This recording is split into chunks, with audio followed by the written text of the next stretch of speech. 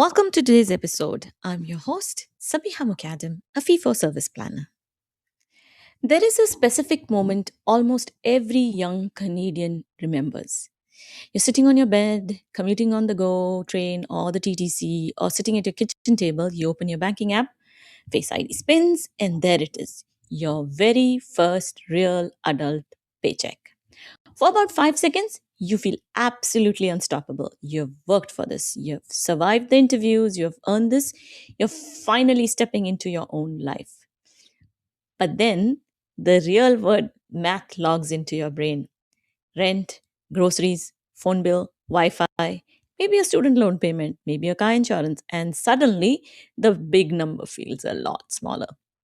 Here's the truth no one says clearly enough: your first paycheck is not going to make you rich, but the habits you attach to that paycheck can strongly influence whether your 20s feel financially stressful or financially in control.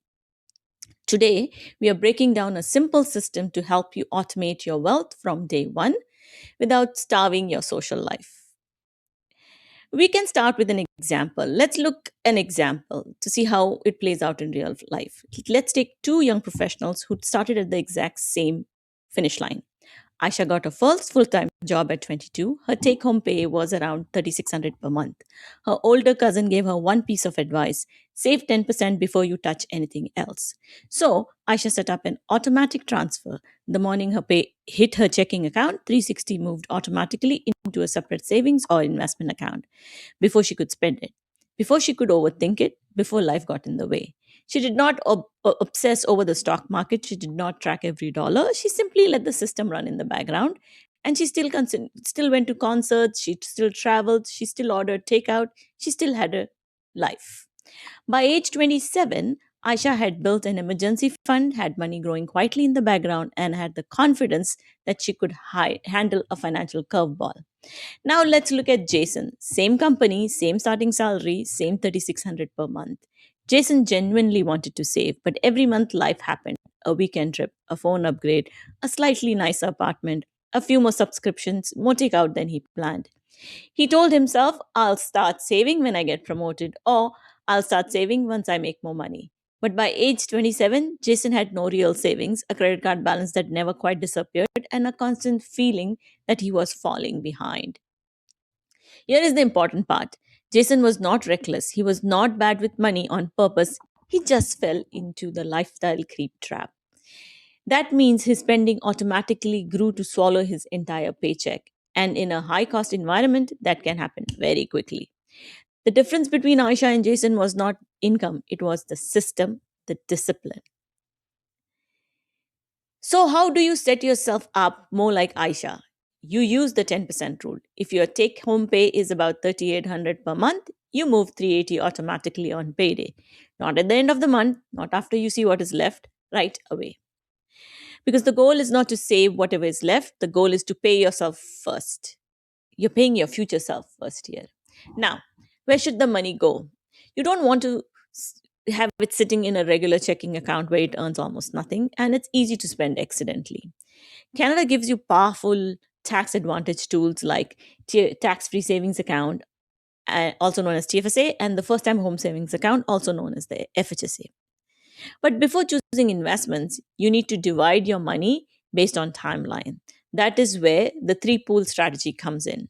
Pool one, short term money, 0 to 2 years. Pool one is your short term money. This is for things like emergency fund, a quick trip, concert tickets, or anything you may need within the next 2 years.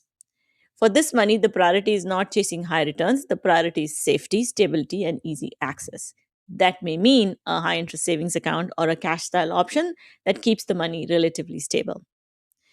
The point is simple: do not put short term money at major risk, because if the market drops right before you need the cash, you may be forced to sell at the worst time.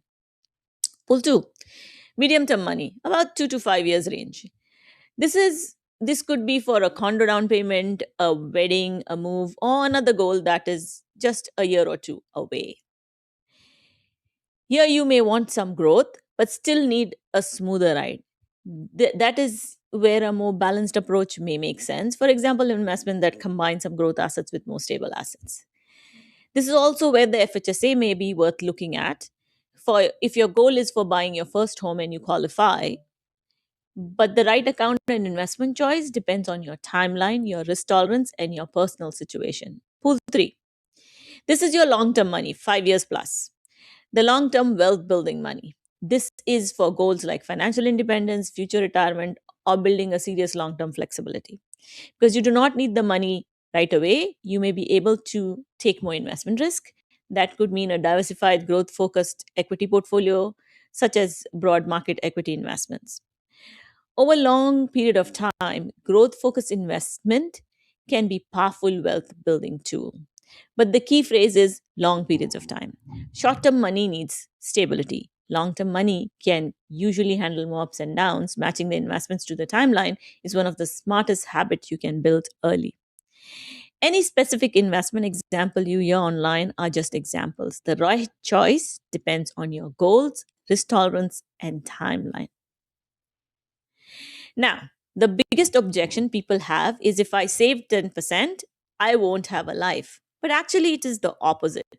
When you automate your 10% first, whatever is left after your bills are paid is yours to spend guilt free. You do not need to obsess over every coffee. You do not need to skip every dinner. You do not need to feel bad about a $6 iced latte that genuinely makes your day better because your future self is already taken care of. That is the power of automation. But you still need to protect your spending money from impulse purchases because TikTok Shop, Instagram ads, one click checkout, and Apple Pay are all designed to make spending feel effortless. So use the 24-hour rule. If you see something you want online, add it to your cart, close the tab, walk away for 24 hours.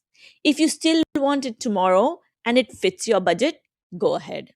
But you still will be surprised how many impulse purchases lose their power once your brain has time to cool down.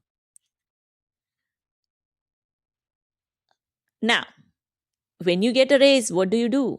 Let's talk about raises because this is where lifestyle creep usually sneaks in. Let's say you get promoted or start a new job and your take home pay goes up by 300 per month. You have two choices. Option 1, you spend the entire raise, nicer clothes, more dinners, more subscription, a slightly more expensive lifestyle, and somehow you still feel like you have no extra money. Or you use option 2. You split the difference, put 150 towards your savings or investment pool, and use the other 150 to upgrade your lifestyle. Now you can choose any percentages. I'm just giving you a 50-50 rule here. That way, your present life gets better and your future life gets stronger. You do not have to choose between enjoying your money now and building wealth later. You can do both. So, what's your next move? Your first real check is not going to buy you a house tomorrow. It is not going to fund a permanent beach vacation. And it is not going to solve your entire financial life overnight. But the habit you build with that first paycheck can change everything. You do not need a massive salary to start building a strong financial future. You need a simple system. Protect the first 10%. Divide it into short term, medium term, and long term pools. Automate the transfer. Avoid lifestyle creep and let time do the heavy lifting. Be like Aisha. Give your future self some respect. Put your wealth on default and enjoy the rest guilt free. You have earned it. If you want to build a financial system that actually works for your life, follow along. The next video, we are throwing out old school restrictive budgets and looking at cash flow system that lets you spend money on the things you love while still getting ahead. Let's do a fun exercise. Drop a comment below and let me know what you spend your first real paycheck on and be honest. And remember, your first paycheck does not make you rich, your habits do. See you next time.